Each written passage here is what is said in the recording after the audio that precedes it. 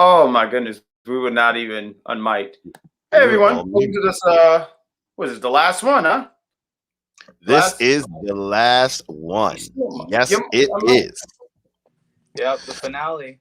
We got Yes, everybody. Welcome to another edition of Unpopular Reviews, where we are covering episode 6 of Captain America and the mm, Winter Soldier now. mm. Yeah, Already, he already Captain into it. America and the Winter Captain America. Soldier. We're not even calling him the Falcon anymore, right? Are we Like, No, are we no, no, calling no, no, no, are no, we even no, no, no. calling him the Winter Soldier? I think he's now the White Wolf. ooh, now he's the Fact. White Wolf. Oh, that's true. I Captain saw this. America and the White Wolf. That is a great idea. Yeah, let me Even though, talk about this real quickly before we delve into the episode. If you look Sure. at Disney when they were submitting their Emmy nomination forms, they're campaigning for WandaVision as a limited series, which we knew was not going to ever have a sequel. It was a limited series, one season.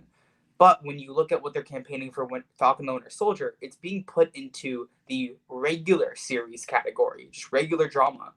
And that got everyone speculating, saying, oh, does this mean that they're going to have a second season? And if I'm here that's for the it. case, I've heard a lot of people say that Really? it might be called Captain America and the White Wolf instead of What, I'm here Falcon the Winter for it. Soldier. what about you, I'm Kane? here for it. Would I'd you love like? to see I would very much like seeing a second season over a movie. I know a lot of people were saying they wish this was in a movie. I completely disagree. I think overall they had a lot more time than a movie would have given them. They had probably around 3.5 hours in total. Right. And I like that a lot more. It gives them more time to delve into everything. I like it being episodic because it builds some hype. I'll take these Marvel series over a Marvel movie any day. I mean, we haven't seen a Marvel movie in about 2 years now. I think Wow, we're it's about to been that cross the long. 2 year mark since seeing the last. Oh, sorry, I Ooh. forgot about Spider Man. But in about I don't know. No, but even still, I didn't realize it's been that long. Yeah, I So, think it's 20 months, and I'm I, loving the shows. and I even got to say, with this show, it actually felt like a movie. I mean, to each part, so even when we got to the end, it felt like the end of a Marvel movie. So why don't we just jump right into it, where it picks up right after, pretty much at the end of episode 5, where you got everyone in the GRC. They're in lockdown. You have Carly taking over, and who comes to save the day? Bucky is. First to show Bucky, which was smart. To show Bucky, because Sam, he's around, but they barely show him. But you know what's going on. And I can't wait to talk about the suit because I was very excited that he had it. But you see Bucky's walking the street.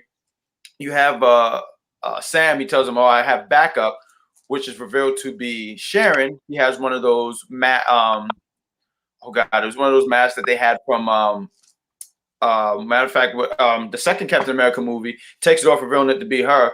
So they're on ground, taking care of everything on the ground, while Sam is in the air. And he comes blasting through the glass, and he reveals himself as Captain freaking America. Yeah. And I just want, and then you guys can take the floor. How sweet was that costume? I thought I was very, and I saw spoilers of the costume, but it was so cool to see the costume in live and in real time, and they kept it pretty much close to the comics. I was really excited about it. What did you guys think about this scene?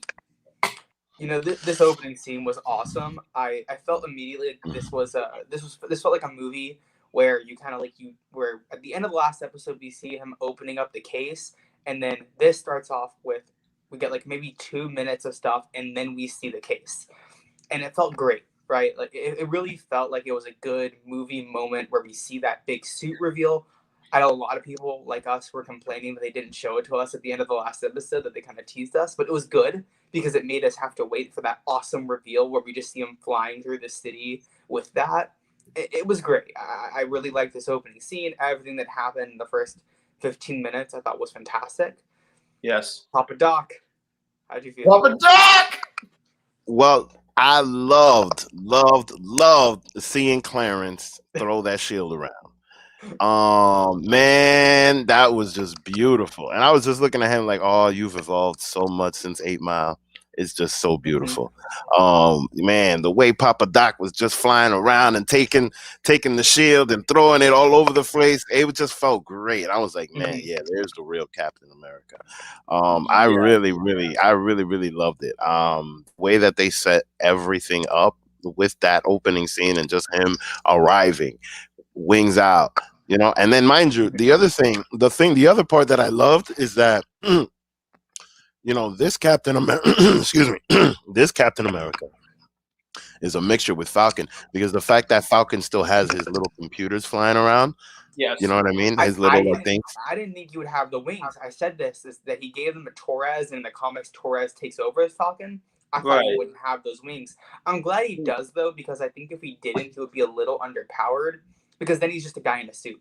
Like Yeah, because I he mean, doesn't because have at the end of the serum. day, it's kind of like Iron Man and Captain America mixed. But the thing is just that he has Yeah.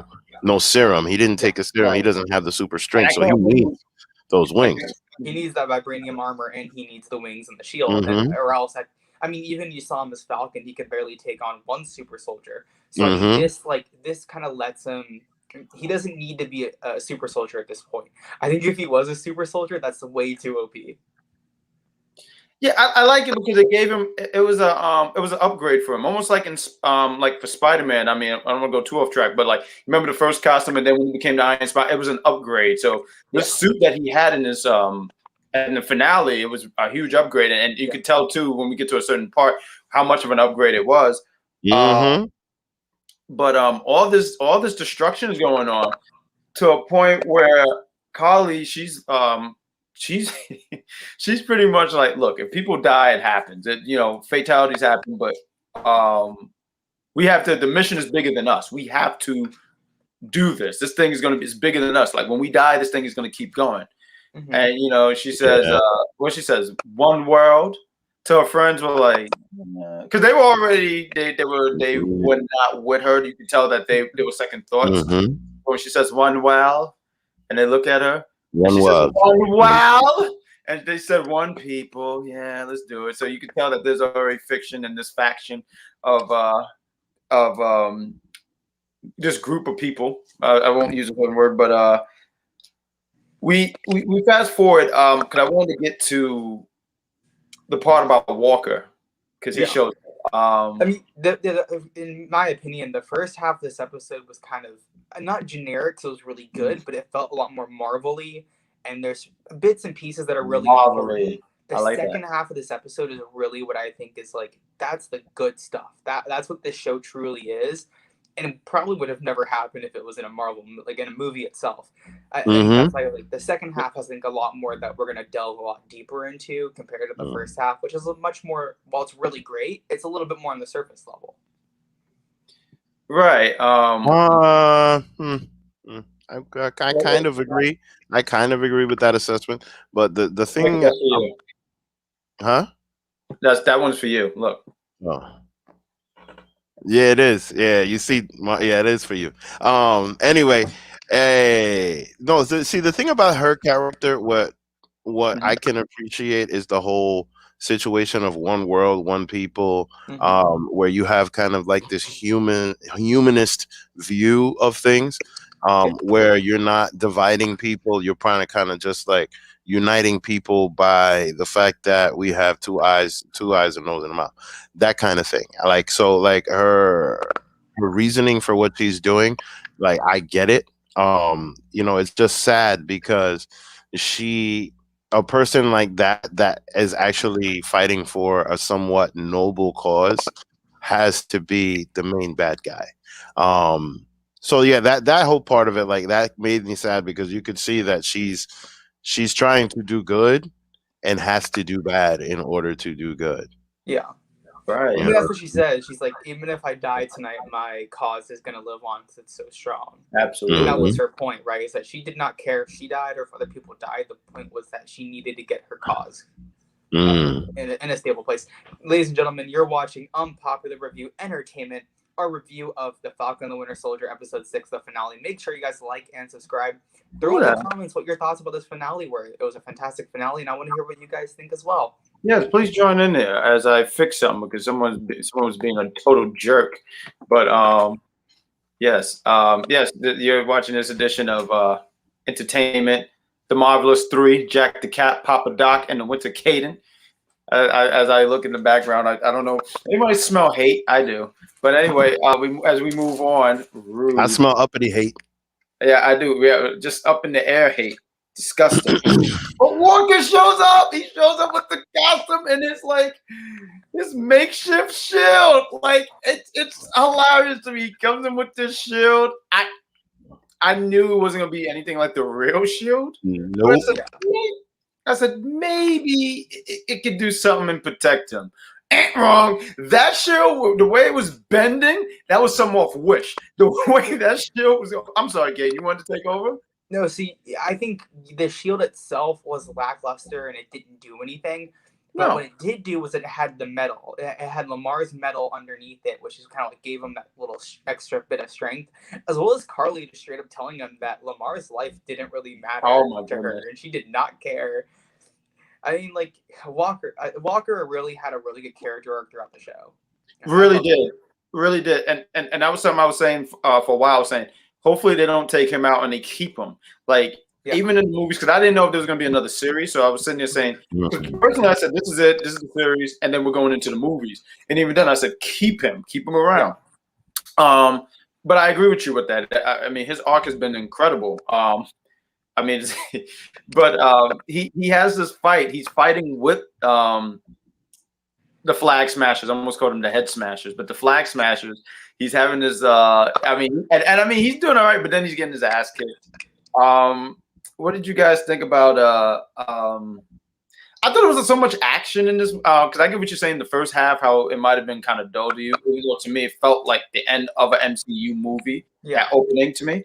But what did you guys think about this right here? You know, we're getting to the scene of Walker, and he wants revenge. He wants revenge. He's angry. He's angry on a lot of the times. He's angry because his best friend got killed, and then also he got stripped of being Captain America, and obviously, you know, from the last which we can catch in the archives, when he sits there and says, "You guys made me this way, and now you're doing this to me." What did you guys think? I'm talking too much.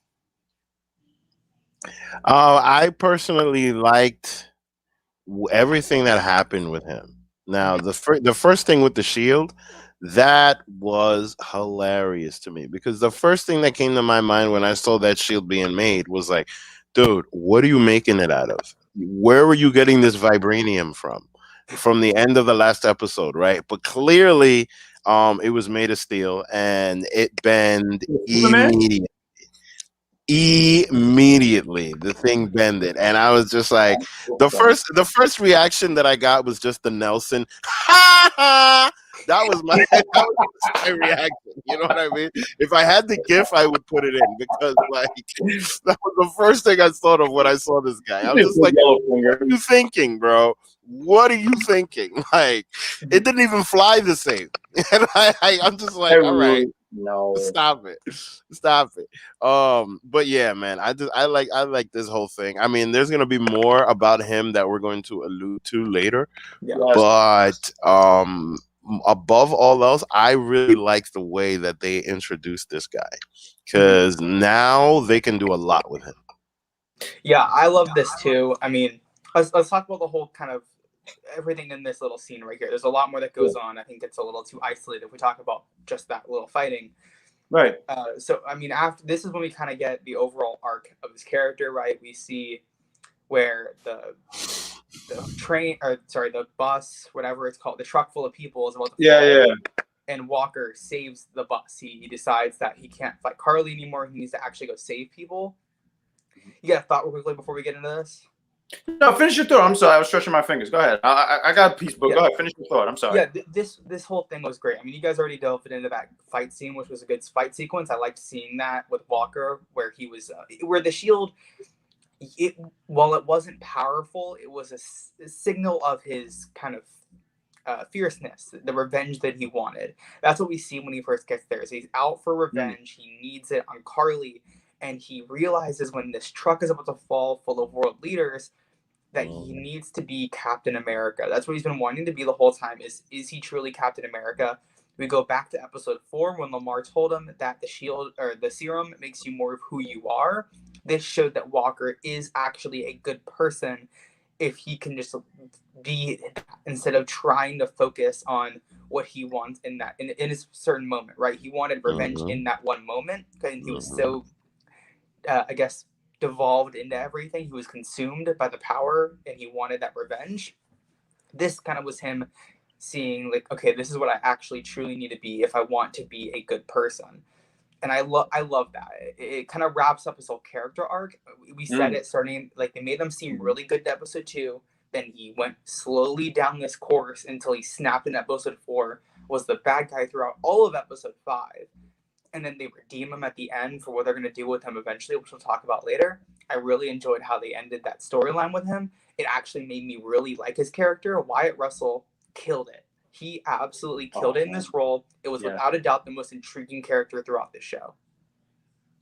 Yeah, and you nailed it on the head, because I wanted to first put a piece in, but you nailed it on the head, because there was, when he had that fight with Carly, at first he went after her, and then he had to come to his senses and like, I have to save these people. That's the right thing to do. That's why I was first like, but you nailed it. Nailed it right on the head. And I also want to throw this out. I'm sorry, I'm just a little I like this little piece because I was taking notes. He did a superhero landing. I just thought that was so cool. He did a superhero landing. Yeah. Like, oh, I'm sorry, I had to mention that. That was so cool. He did it. Superhero landing. But yeah, no, it's full circle with him, and I'm glad that spoiler, he's still going to be around. Well, we got some more kind of base. We got some more action sequences here. We got the Winter Soldier, Sam, Captain America, and he's not U.S. agent yet, but he's going to be U.S. agent if you read the comics. They're finally teaming up against the Flag Smashers. Yes. I mean, and that's really where the action ends. But hold on, there's this one spot I do want to include, because just to mention, like you was mentioning how when he was Falcon, he's a regular dude with just these metal wings and stuff. But there's a spot where this truck is about to fall, and he saves it, and he catches it. I mean, right after he saved these people off the helicopter, which was really cool, a really cool scene too. Really cool. But I love that Sam got a lot of shine here. Like, he was really taking this leading role. You know what I mean? Like, he went from the supporting character, Cap's right hand man, to finally finding his way. Because you was talking about arcs and tremendous word when we talk about movies here. But his arc came full circle, as well as him coming into terms with being and further, when we get further into the episode, there's a bigger part too that makes you go like, that's Cap. But I mean, let's not forget what he does before he even saves the truck. He has to fight Batroc, and then he has to save everybody in the helicopter, and then he has to save the truck. They really showed, like, that's what they're showing throughout this episode, is that he's kind of carrying everybody on his back realistically. Like, he's having to really embrace the Captain America role. Yes. Because even like when he takes the helicopter, he has we talked about his technology. I forget what he called it, Red Arrow or Red Bird, and he scans the air, scans the helicopter. He peeps that. Oh, you know how to fly a helicopter? Cool. We're gonna do this in 5 seconds. Wipe this dude out. And where you said the dude, could I put French dude? I didn't even realize he was in the second Captain America. It's terrible. But that was the ill Jarvis moment. GSP. Yes. So I agree with everything you said. I mean, just this guy taking the leading role here, him just taking, like you said, carrying everything. Him catching the truck was really, to me, was like that part in Spider-Man Homecoming when the heavy thing is on him and he lifts it, and it's like this feat of strength. Because I mean, let's be real, none of us can do that. But you see Falcon, Sam, or Captain Falcon, he catches it, he holds it, and he pushes it back, and he said it, and that's when all three of them team up, and they have their little mini Avenger thing where we got. He uses his little birds to kind of. Which is smart. I mean, I wouldn't want to break my back either. Yeah. Well, he's not a super soldier, right? So he has to use the technology that he has at his availability. And he got to use this bad boy too. That's a superpower. Yeah. Mm-hmm. Yep. Well, you want to get into the reveal we had? What? Go ahead. You're gonna lead into that scene where all three of them teamed up. Oh yeah, we were. That was fire. We got a solid team up here between the Winter Soldier, or Captain America now, and Walker. This was a good. We got a lot more here.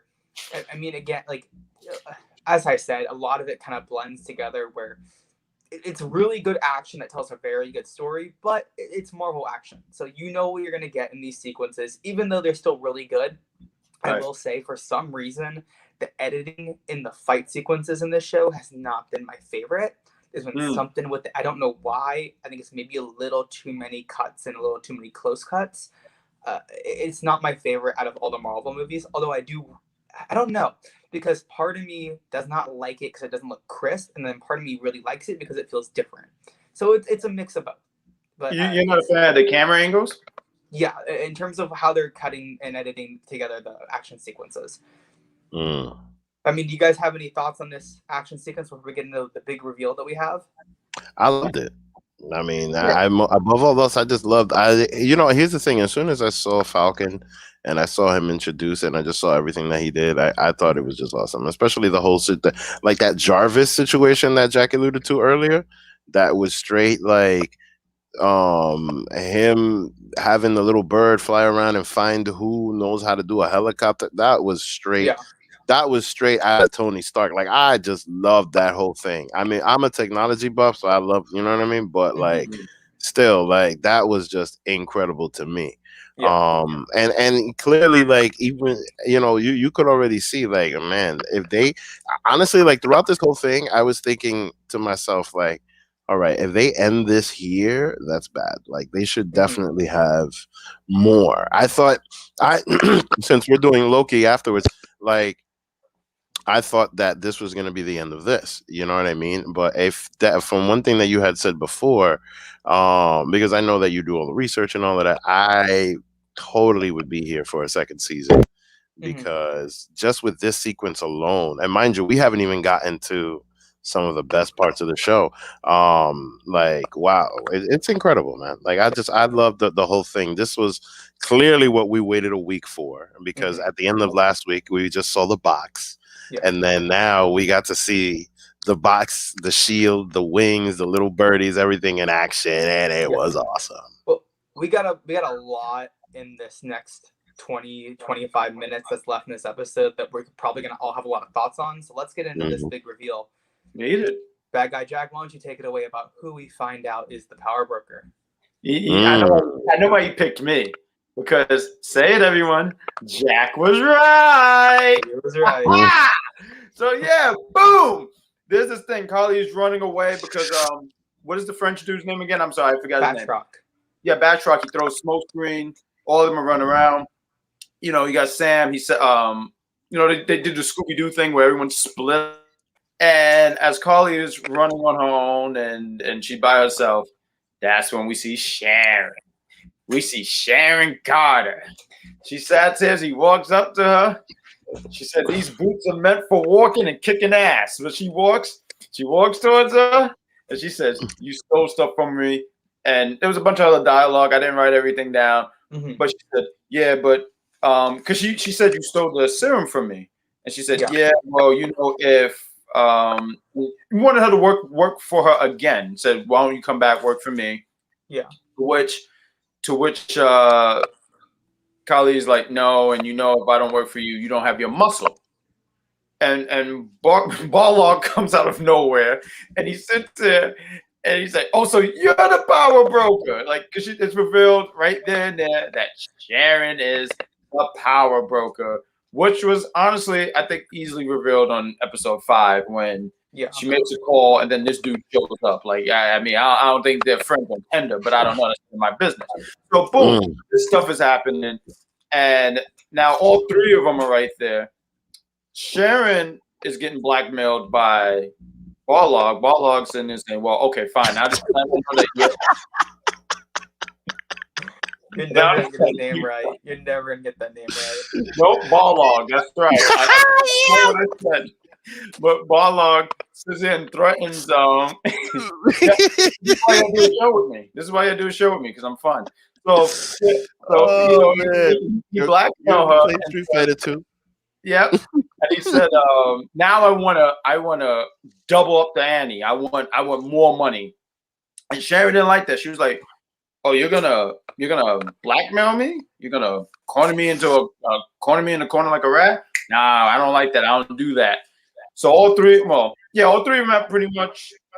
All 3 of them have gone on. I know Sharon pointed at Barlog. Barlog pointed at somebody, and Kali was just there with her freckles. So, I mean, we have pretty much a 3-way match, and Barlog dies. He gets shot. I Barlog don't. Is is no he? more. But I don't know if he's dead. Oh, he did. You don't think so? I don't think he is. No, because Wait, the reason hold on. why is they don't ever show the body. Usually, when a Marvel character dies, they very specifically like you to know that that person is dead, and they don't ever show the body. They don't show the wound, the gunshot wound. They don't say that he's dead.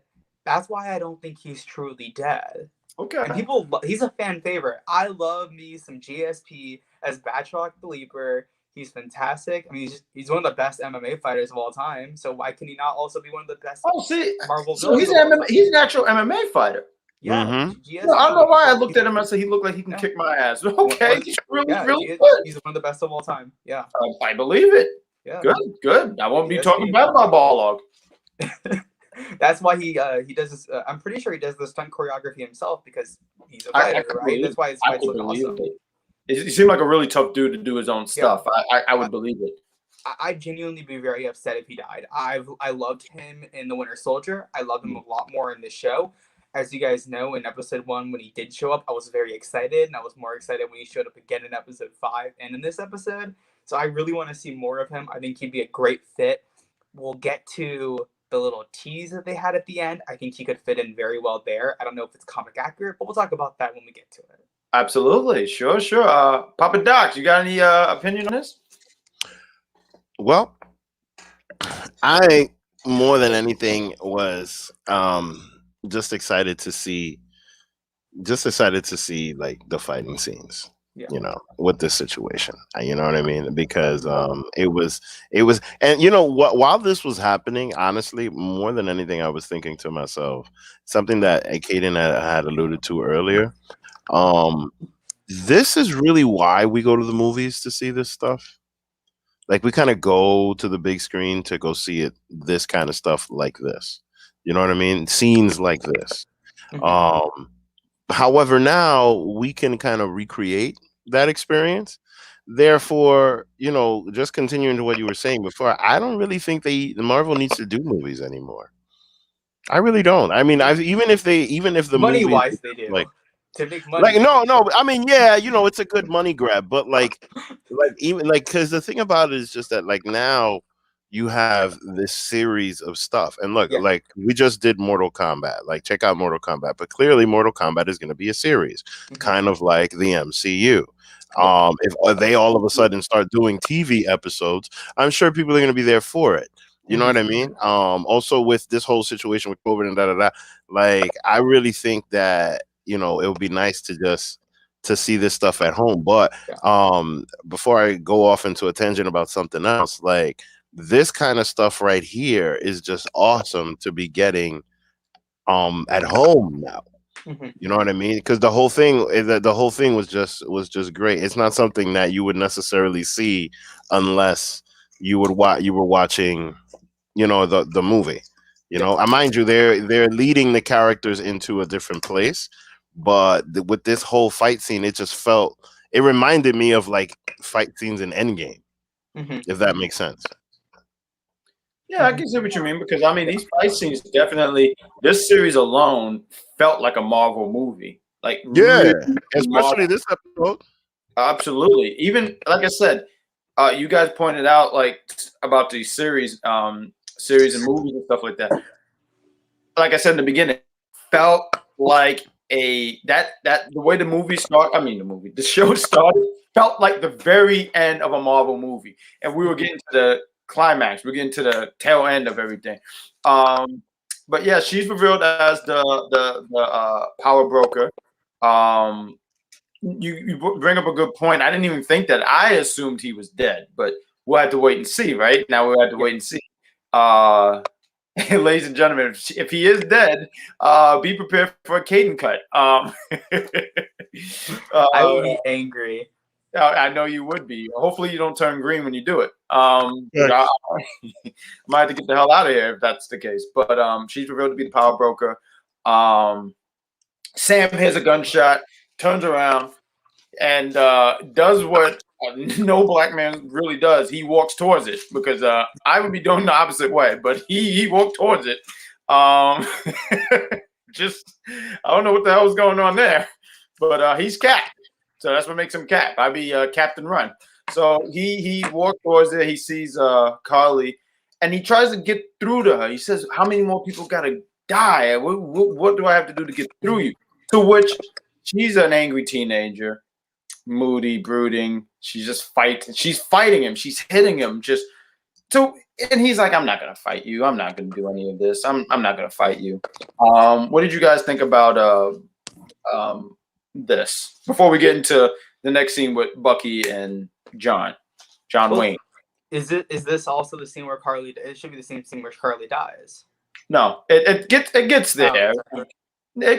I mean, we can just go into that scene. Let's combine the two scenes for time. I mean, like I personally like what happened when she initially saw Sam, and she said to him, like, you know, I can't believe that you of all people would fall into this bullshit, like this propaganda, right? Because you know, America is seen as just like a big marketing scheme to a lot of places around the world. You know, it's just it's like a big shopping mall, this place. So like she you know, she's basically looking at him in all of his Americana stuff. And she's just like, you know, I can't believe you of all people fell into this, because they had already established a relationship.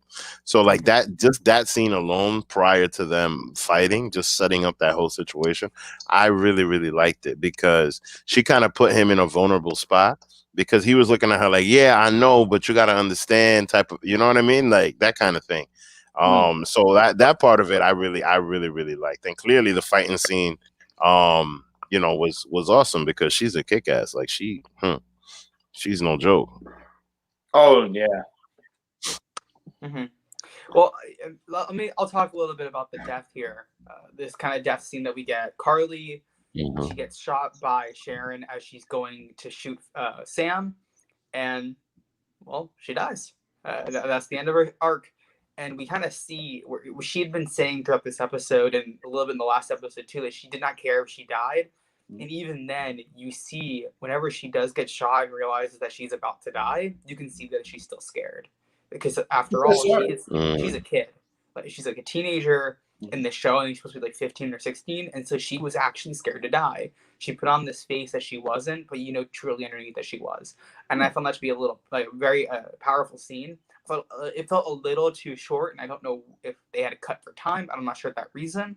I feel like overall, though, that little sequence felt just a little too short. It felt like a little too condensed. Like they made it. We wanted more. We wanted more out of it. I wanted like maybe 20 or 30 more seconds of good. Like after the Iron Man death, it was like 5 minutes of grieving before they even went to the funeral. It felt like it was just like really quick. She's dead. She got shot. She's dead. And he's carrying her out. It was a little too quick for me. But overall, I thought the scene was very powerful.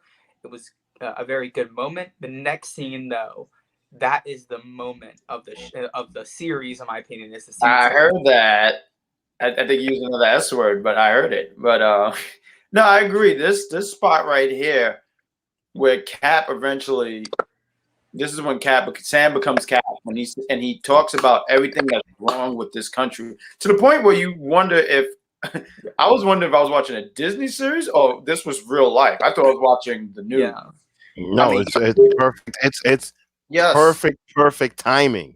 Mm-hmm. Holy shit! Oh my God! Yes, very much. Wow. I mean, he pretty much says we need to stop calling them terrorists, thugs, because this is just a simple way to avoid the actual problem. He mentions that. You call them terrorists, but what would they call your peacekeeping troops? Carrying weapons, and forcing millions into settlements. I mean, there's a whole lot of stuff. I mean, you really have to. If there's any spot in this show, I would sit here and say this. It was wow. It was very, very. I mean, there's another spot in the movie, Joe, that really kind of moved me. We'll get there too. But I mean, his speech, and he's talking about everything. He's talking about even race. He even mentions when one of the guys sit here and say, "Oh, you don't understand." He said, "I'm a black man wearing stars and stripes. What don't I understand?" And I mean, you feel it. He even says, "I can feel the judgment. I can feel you guys judging me, looking at me like this." Isaiah, you see Isaiah Bradley watching with his grandson watching. and you could see him getting like emotional about this. Mhm. I don't want to take up too much time just on the scene alone, but it was really powerful and really this was the scene to me. I mean, all the other action stuff was great, and you can sit here and say that is what made him Cap. But this him verbally speaking and saying this is the problem here, and we need to do to the point where he says, "I don't have superpowers, but my power is I believe we can do better." And I thought that was just impressive, and that's like a actual favorite quote of mine now. Very, I really like that a lot. One word to describe the scene. It's my only thought I'm going to give on this. Powerful. Yes. What about you, Papa Doc? You proud of Papa Doc? He grew up. Clarence? Yes, I am proud of Papa Doc because he definitely grew up. Now, what will I say about this scene? It was perfect timing for what's going on. It is a perfect way to show this country who they are at their face. Now, one thing that I always said throughout his presidency is that Donald Trump was the mirror of America. What do I say by that? I say by the people that are overly selfish, very self-involved, and very, very, very judgmental of others. Jim Crow has led to a society of people that pass judgment and point fingers based on what they see alone, and based on what they hear from hearsay. Therefore, I love this because it pretty much is just bringing us back to a human level. I thought that this was amazing, and mind you, even after the fact, Isaiah said to him, "Listen, you ain't no Malcolm, you ain't no Martin, but you special." And I loved it. I really did. You know, it's definitely a powerful speech to move forward. Obama couldn't have done it better. Honestly, like it was fantastic. I loved it. And to kill time, let's get into that scene with him and Isaiah because I thought that was great too. I thought that was really, really cool. I thought them sitting there talking, having that speech, and like you said, him even having fun with it. You ain't Malcolm, you're not Martin, Malcolm, or Gandhi. And he said, yeah. To the part where he say, and this part really did slightly move me, but when he took him to the museum.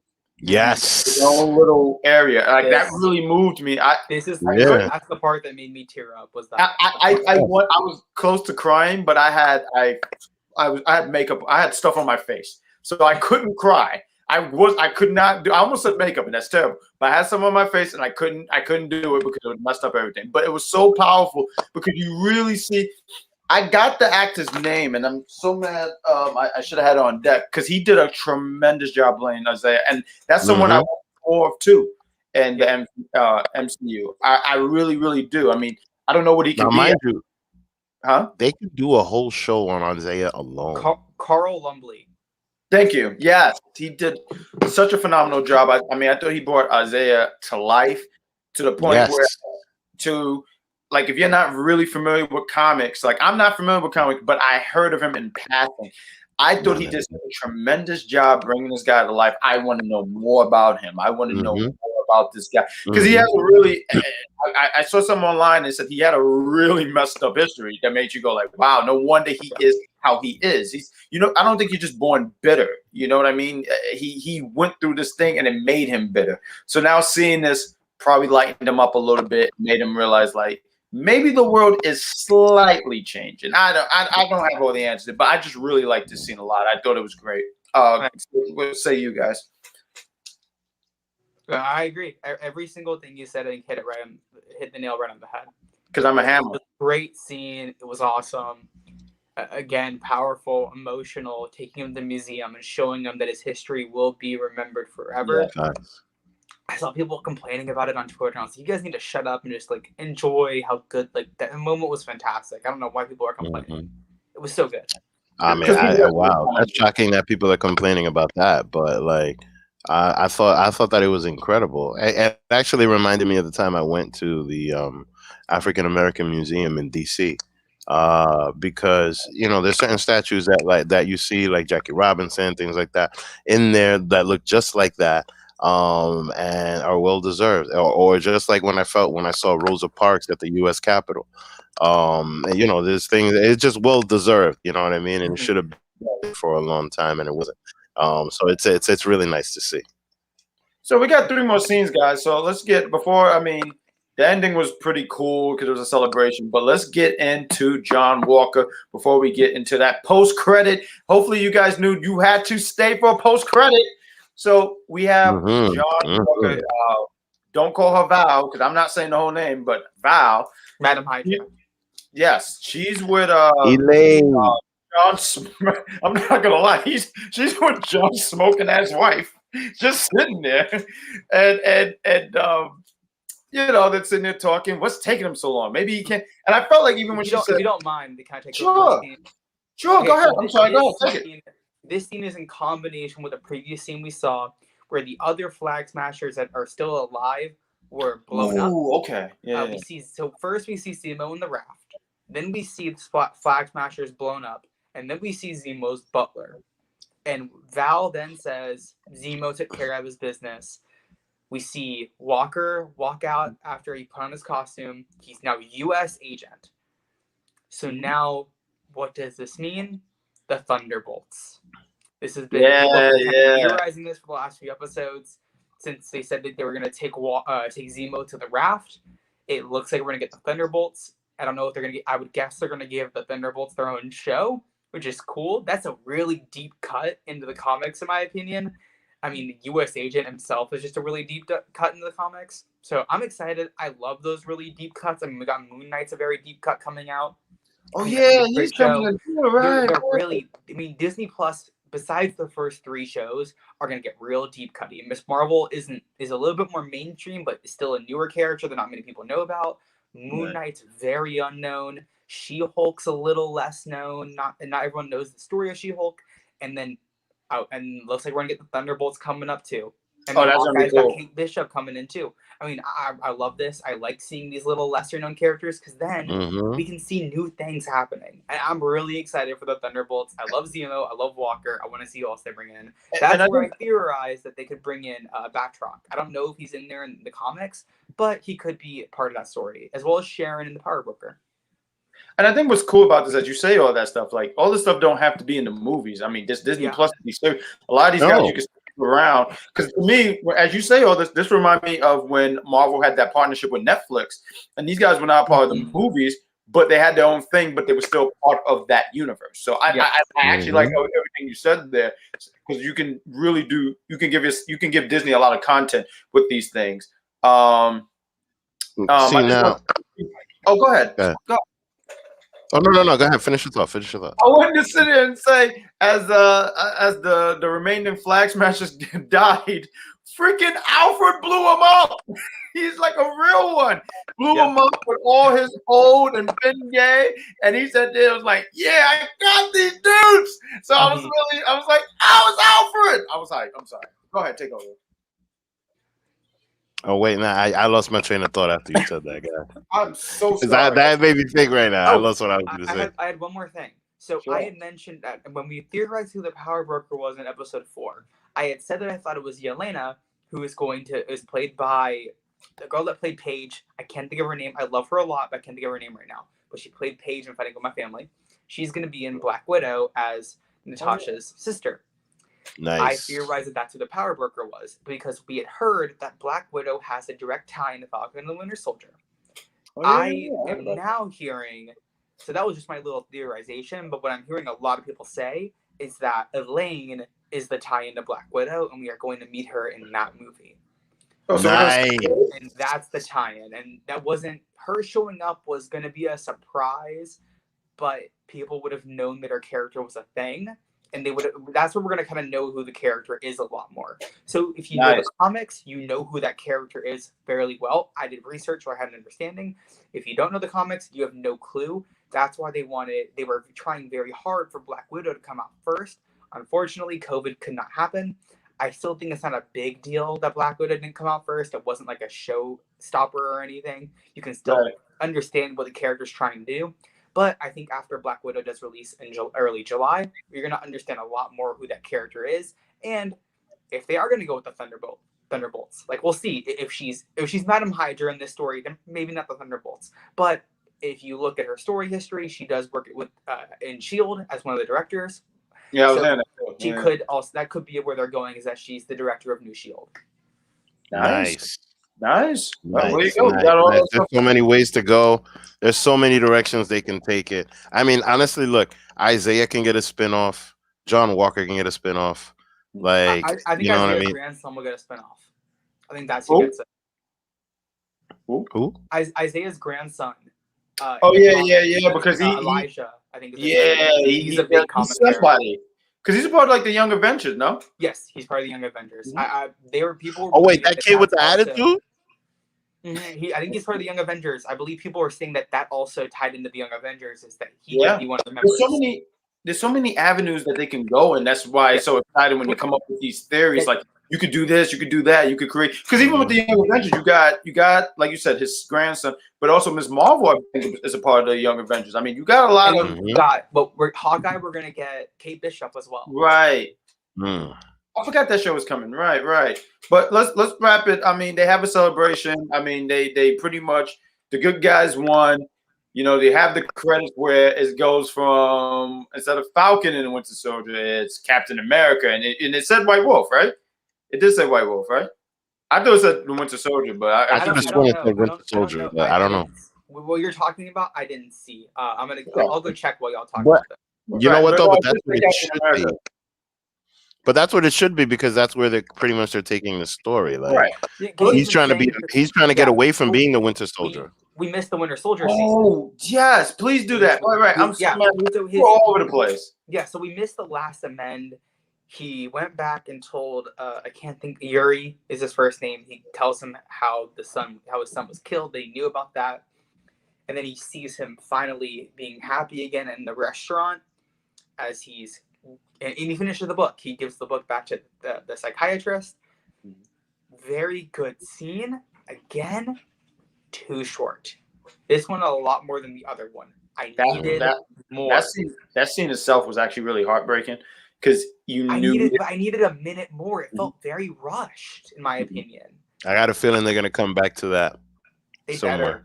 I don't think they will. I see that happening. That story is over, though. I think that, in my opinion, that story is over. They've gotten rid of his amends. That's the whole point, was that they wrapped up all of his amends. He never needs to go back to him again. We got rid of the Winter Soldier stuff, and we can move on. That was what I interpreted this as, is that we're no longer going to talk about his past sins. This was the wrap up, and now we're going to move on with Bucky as a character and not focus on that anymore. Right. Love it. Which I'm fine with. They focused on this Bucky stuff for like 4 movies now. I don't need it again. Yeah, no, I'm good with that. I'm fine with that. I guess now it's what's next for Bucky. I mean, he sticks around. He's an Avenger. I mean, what avenue does he go in now? Like, I would guess Avenger. Okay, all right. Well, what about you, Papa Doc? Honestly, I think that if they bring Cap back in some way, because I still don't know how Captain America died. I'm still waiting for them. I'm still waiting for him to show up as an old man somewhere. And I think that that's kind of the best way for them to, to keep Bucky around, for lack of a better phrase. You know what I mean? I think that there can be some kind of story where, kind of like Batman Beyond, where Captain America and Bucky, you know what I'm saying? Like Cap is the young, like Bucky's the young Batman type of thing, for lack of a better. Bucky would be Bruce, and I get what you're saying. Yeah, like that, because and then maybe something similar with Isaiah, because Isaiah clearly is going to live for a very long time. I gotta cut everybody off, because this is gonna destroy everything we've already talked about. I should have done more research into this. I thought it was just like a little random internet website that mentioned this. Captain America 4 is in the works. Yeah, nice. Yeah, absolutely. Nice. Yeah. So nice. Now look, that makes a lot of sense. Yeah, there could still be a season 2, and that's where they focus on Sharon and the Thunderbolts, and they just it could still happen. But let's talk about this. What do you guys think is going to happen in this Captain America 4? Are they going to use the Thunderbolts? Are they going to use Sharon as the power broker? Where do you guys think they're going to go with it? I want to say with Sharon, it's going to be a slow burn. I think. I don't know how many Captain Americas we're going to get in these movies, right? But I don't think in 4 it might be. but Marvel has done a really good job having like a slow burn. So it's in between. Like the sharing get If revealed. anything, no, I'm sorry. I didn't mean to. Sorry, go No, ahead. you I was good. thinking. But is Sharon revealed automatically? Possibly. I mean, possibly. But I'm gonna stick with that. Possibly. It's gotta. I think that show's gotta include Sharon. I think that's the villain. I think the Power Broker is gonna be the main villain. I think Backrock will return. Sharon as the Power Broker will be there. I think. I think Bucky will be there as well. I think it'll be both of them. I think Bucky is gonna be the sidekick to our Captain America as Falcon. That's where I think they're gonna go. Is that he still will be there, but they're gonna be working together a little bit. I'm also gonna say the Thunderbolts, the Thunder. That's what they are. It's the Thunderbolts, right? The Thunderbolts. Yeah. For some reason, I got tripped up on the name because I was thinking about the Thundercats as well. The Thunderbolts will also. No, Rhino's not a part of the Avengers. I mean, it only makes sense. I mean, this show was to set up for that. Yeah, WandaVision was to set up for Doctor Strange too. Yes. These shows, the first few shows are all setting up movies. This is setting up phase 5. That's what this whole thing is about. That's why I don't think a lot of these shows are getting a second season, because this is the setup. Like right now, we're getting these specials as a setup for phase 5 of Marvel. That's what they're doing, right? These are phase 4 shows that are meant to set up the next phases. That's what they've said these shows are going to be. I think some aren't going to be like that. Like I think Miss Marvel will be an actual series. I think Moon Knight's going to be an actual series. I think She-Hulk will be an actual series. Hawkeye is not going to be. It's going to be I think Hawkeye will be a 1 season to set up Kate Bishop for Young Avengers, and then they're going to write off Jeremy Renner forever. Yeah, I think when it comes to the actual character. Right. I was gonna say, I think when it comes to like you said, like Sam, Bucky, Wanda, like the guys who are in the actual movies, they're going to the movies. But someone like John Walker, because I don't know what role he would play in the movie, but when you started talking about like almost like that Netflix stuff going on, I was like, all right, you really keep him around for that stuff. Maybe he can make an appearance in the movies. I would like to see a Thunderbolt show, but I also think they will show up in the movie. I do want to see them get a show, though, because I love Daniel Bruhl. I think Daniel Bruhl is one of the most underrated actors in Hollywood who is so good in this show. And I thought Wyatt Russell hit it out of the park. I mean, he's a tremendous. Considering the parents that he has, I shouldn't be surprised. Yeah, right? There you go. Yes, absolutely. So, I mean, I think we covered everything. I'm glad you mentioned that spot. I'm mad I even forgot that spot, because that was a heavy spot right there. Him doing the reveal, like I took your son. It did say Captain America and the Winter Soldier, and I'm gonna backtrack because I don't think they're gonna change his name to White Wolf. I think the point of this was that he needs to recognize that they said this. I don't know if it was this episode or the last episode. It was the last episode. I know what you're talking about. That he is the Winter Soldier, that he cannot get rid of that part of him. And I think that's his character arc, is that he's trying to move on and not be that anymore. And his character arc is that he has to realize that is who he is, but he needs to be better than that. Mm-hmm. Yes. I mean, this show, WandaVision was good, but it was not. The finale was very disappointing. I think a lot of people can kind of admit that it was not the finale that we wanted. It was a little lackluster, felt very Marvel-y. This show, every single episode, the finale, it got better. It kept, yes, you're right. It kept getting better. It kept proving that this is what Marvel can do when they tell good stories and tell good character development. Mm-hmm. I don't think I'll ever feel this way about a Marvel property again. If I could put this in my rankings of movies, this would be my number 1. Ooh. Beating out Winter Soldier. See, now look, that's why I say it on the development was. One of our guys in here, a good friend of mine, she said, I think it depends on what story you're trying to tell. If you said we don't need movies anymore. But here's the thing, though. On the flip side, would you have wanted Game of Thrones as a movie? And Game of Thrones was literally the hottest thing of the last decade. Yeah. Okay. I think certain things can benefit from being a show, but I think movies do need to still be there. They serve No, a I purpose. agree. But what I'm saying is just that now, considering the situation, considering everything that's going on, Yeah. they don't need to do that anymore. Like, if they literally just wanted to put stuff on Disney Plus, whether it be or I mean, because here's the thing, it's content at the end of the day. How long it is what makes it a show or a movie, right? So like, and mind you, just alluding real quick back to Mortal Kombat, we just did literally Mortal Kombat episode 1, and we know that. Everybody knows that. You know what I mean? So like, Yeah. I really think that that's what this is going to be. I really think that these things don't necessarily need to be in the box office. Obviously, they're going to do that for a money grab, especially after COVID. But yo, I mean, like, if we were all getting it at home, and I mind you, I'm very curious to see how many people would go watch these things in the movies as opposed to watching it on Disney Plus when it does come out, because I'm certain that Disney is not only going to just put things at the theaters at this point. So like, I'm very curious to see what happens with whatever movie comes out. But the bottom line is that everybody is excited to see what comes next, regardless of how they're going to consume it.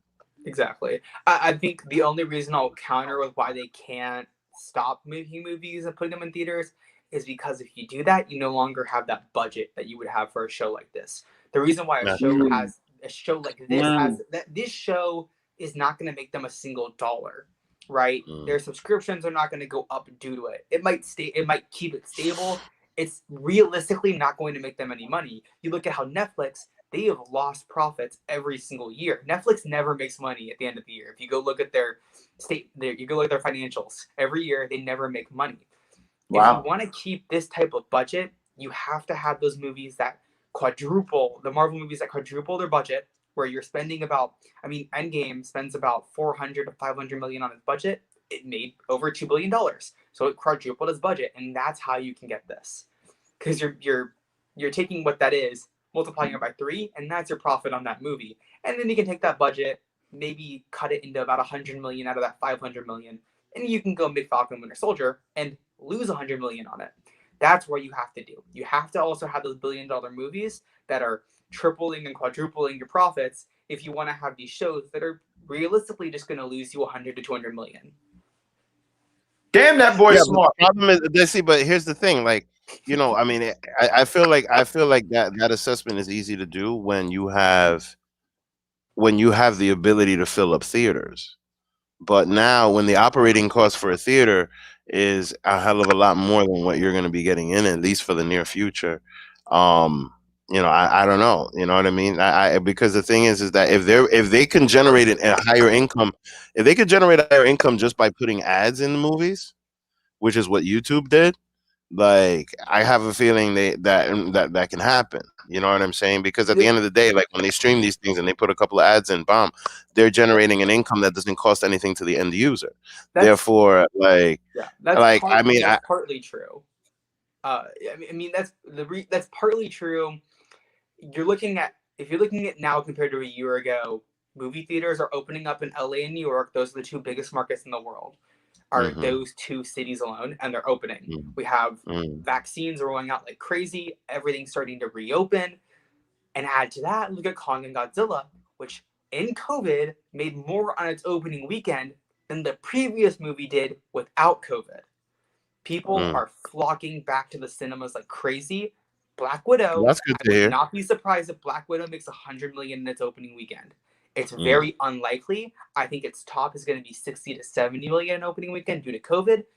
Don't be surprised if a lot of people want to get back and watch that Marvel movie in theaters, especially after how good Falcon and Winter Soldier and WandaVision did. Even if you don't like the shows, you can admit that they were very popular. It caused the servers to shut down on Disney Plus because of how many people wanted to watch it at 2 a.m. or 3 a.m. in Eastern, 2 a.m. for me in CST. When you can do that, which I have not seen in another show, Game of Thrones didn't do that. No Netflix show did that. That's the first show I've ever seen do that was WandaVision. That's going to drive your hype. And these Marvel movies that are going to come out this year, we got Shang-Chi just released a fantastic trailer and looks awesome.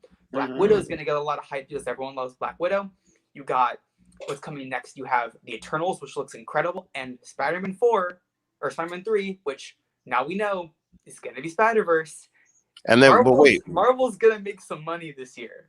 Oh yeah. So, but when the hell are the X-Men showing up? We don't know yet. They keep teasing that. Like people, the clickbaiters keep teasing that on YouTube. Kevin like, Feige in 2018 or 2019 said it was going to be at least 5 years. Wow. So I would say the earliest.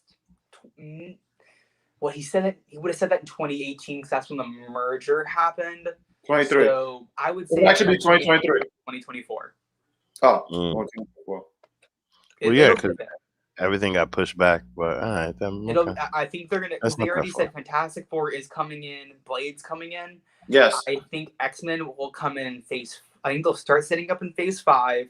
They'll come in fully in phase 6. Hey, listen, take your time with them. Yeah. No, you have to at this point because it's consistent entertainment. Like it's not there's no longer a one-off like there used to be back in the days. Yeah. You know what I mean? It's not.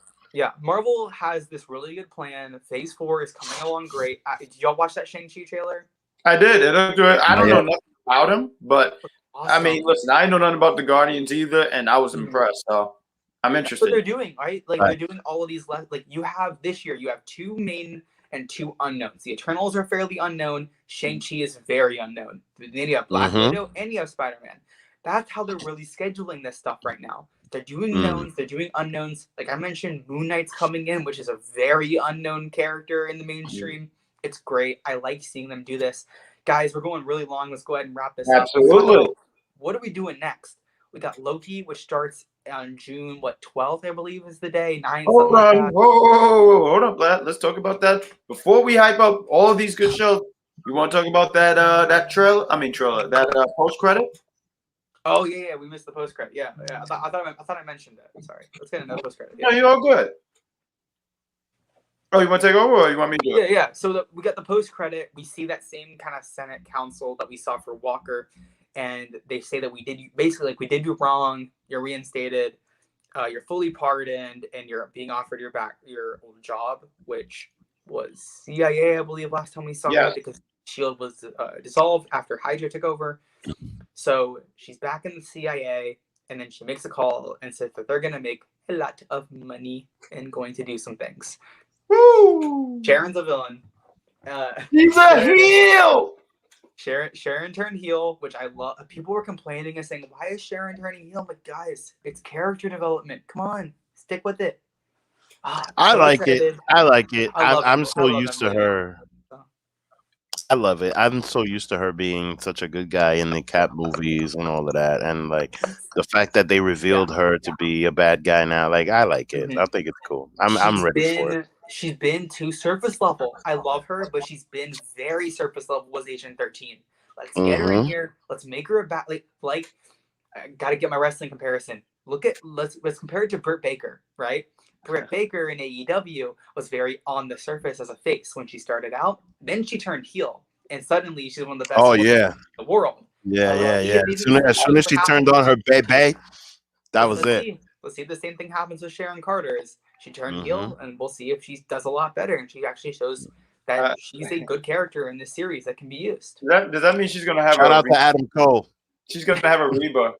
Like now she's just gonna have a rebirth. Well, she called someone. That's her Reba, whoever she called. Yes, that's her Reba. But yeah, I mean, let's hype it up. So we got Loki up next. So Winter Cade, why don't you? Because you're kind of the captain of this ship. In case we have to go over. Clearly, it's been before. No? Loki starts in 7 weeks. That means there are 6 weeks in between. There are 6 Marvel movies that Loki is in: Thor, Avengers, Thor 2, Thor 3. Avengers Infinity War and Avengers Endgame. Each one he is in. So to build up some hype for Loki, before we get this show that looks fantastic going on, we're going to go through each movie that Loki is part of. But we're going to do a little twist on this. Since Unpopular Reviewers already reviewed these movies, we're going to make them quick 5 to 10 minute reviews, and we're going to simply talk about Loki's character arc. So we're going to track him through each movie, building up into Loki, and we're going to see kind of his whole character arc. We're going to track it out for you guys. We're going to keep up with this. And then through Loki, we're going to do the exact same thing. I don't know about them too, but I'm going to be keeping up with his character development throughout that show too. And at the end of the finale of Loki, I'm going to show you guys a graph, and we're going to look at his whole character chart through his whole time in the MCU, and we're gonna talk about that. Nice. So we got 6 episodes coming up. Make sure you tune in. They're gonna be really quick, to the point, talking about Loki. Yep. Absolutely. Loki, and I gotta say, this was before we cut out.